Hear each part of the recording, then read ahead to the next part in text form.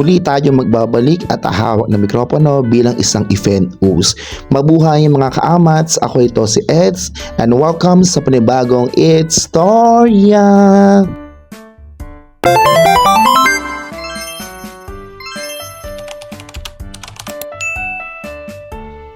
Naimbitahan nga tayo para maging isang event host dito sa birthday celebration ni Nanay Lydia. Dito lang yan sa Slash Restaurant sa Lucena City.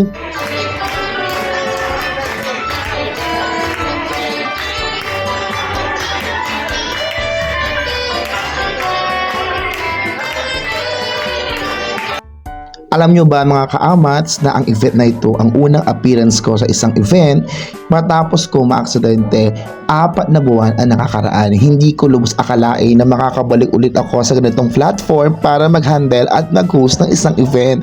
Talaga namang sobrang saya ko dahil kaya ko pa pala at kakayanin ko pa. Kaya po sa lahat ng mga nais kunin ako maging event host, don't forget to PM because PM is the key. Dito sa Slash Restaurant ginanap ang 70th birthday ni Nanay Lydia. Bago ang lahat, nais ko muna magpasalamat kay Ma'am Jean Karaig at kay Ma'am Donna sa pagkuha nila sa akin bilang maging host ng kaarawan ng kanilang Mami Lydia. At syempre nakitang-kita din sa video ito na nag-e-enjoy ang ating mga tita, mga mami sa pagsayaw ng iba't ibang mga dance step na talaga namang pang Zumbalicious ampeg. At syempre ito ako, todo sayaw din. And of course, pati si Kuya nakikisayaw. I'm so very happy and thankful at muli ako nakaranas ng ganitong event na akala ko talaga sa sarili ko hindi ko na babalikan.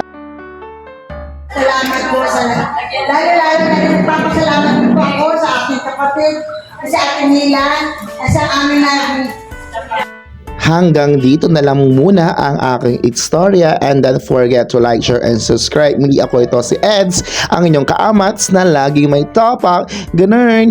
Bye! Mwah!